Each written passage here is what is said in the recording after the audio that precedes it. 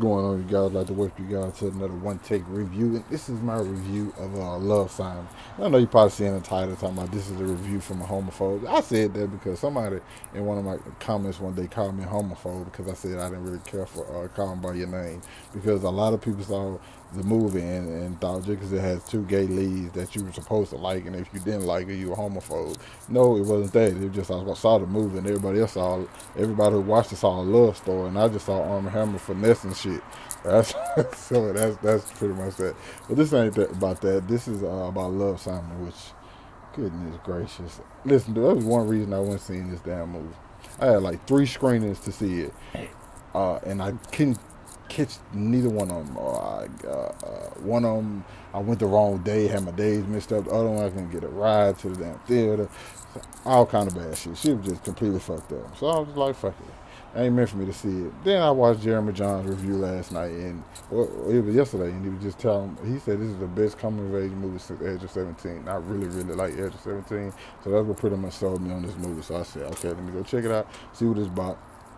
I already wanted to see it, but it's just like everything just kept happening to where I couldn't see it. So I was about to just give up on it, just wait till it came on like Netflix or something. Half I didn't. Went and saw this thing early this morning.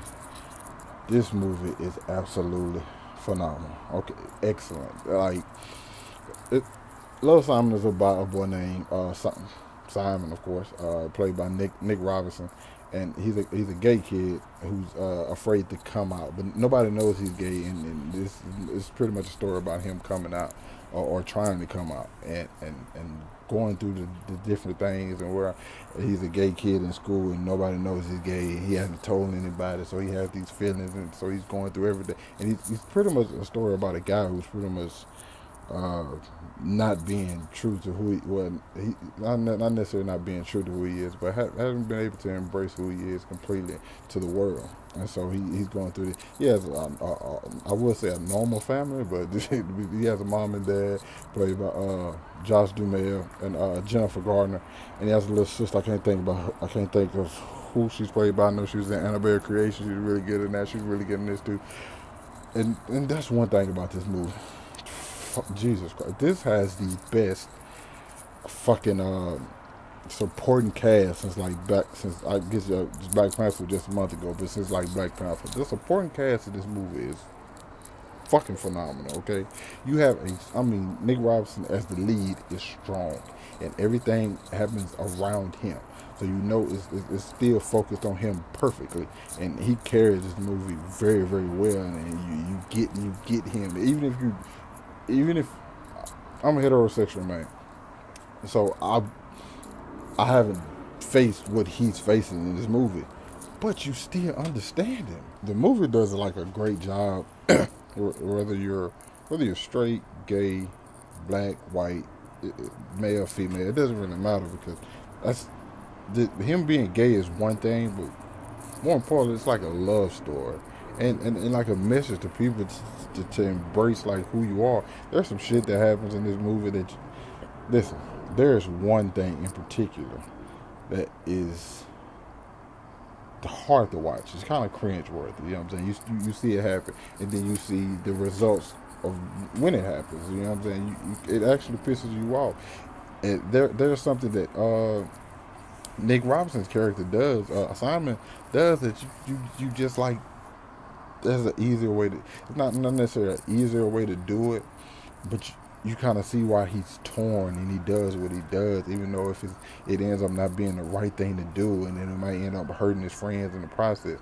You get why it's done, because this is something big. This is like life changing, you know what I'm saying? And also he sees how another gay kid at school is scrutinized constantly and daily in his everyday life, and he thinking like, damn, you see like, damn, my life gonna be like that if I come out. Maybe I should just wait. And he even says, maybe I should just wait till I go to LA and I can just go to college in LA. I can be as gay as I want to be. You know what I'm saying? No, and it's nothing, because pretty much in LA. You know what I'm saying? Certain places it's just normal. But you can't help but to watch this movie. I don't think, no matter who you are, I don't see how you don't like this movie, because the story is there. The friendships is there. You see, like, he has real legitimate friends, like, who are like this, and there's conflicts he's faced. It's like a lot of times they people will give you like characters, and they're just characters for the sake of having that person in the film. That they don't give you, they give you so much depth, and they give you a lot of stuff around the characters around him. They don't give you like full backstories on the character. One in particular they kind of do, but they give you enough about them to where you care about every single person that's in this movie. And there are a lot of different people in this movie. I guarantee you, where they are on the screen, or they have interaction for about 10 minutes, 15 minutes, or even just 5 minutes. You get to see different characters like that. And you kind of wonder, because you're in this whole movie, you're wondering who Blue is as well. And you meet different people, like, oh, maybe it's him, maybe it's him, maybe it's him. And you never really just know for sure. So, and then you start interacting with these people, and then you're just like, damn, it's a cool ass person. And it's just everywhere you go, you find like cool people and cool situations. Two people that I really, really dug in this movie was like the vice principal and the theater director. Theater director has one scene in particular that I swear to God, I damn near stood up and started clapping. No joke, on the set, I damn near stood up and started clapping.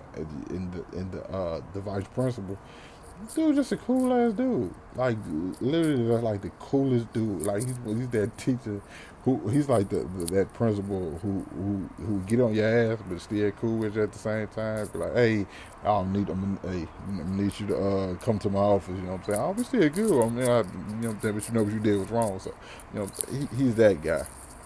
And the relationship with him and his family is also amazing. Jennifer Garner and Josh Duhamel. It's another scene with Josh Duhamel and Simon that is spectacular. It's a scene with Jennifer Garner and Simon that's spectacular. It's a scene with him and his little sister that's like great, and you like, oh man, fuck.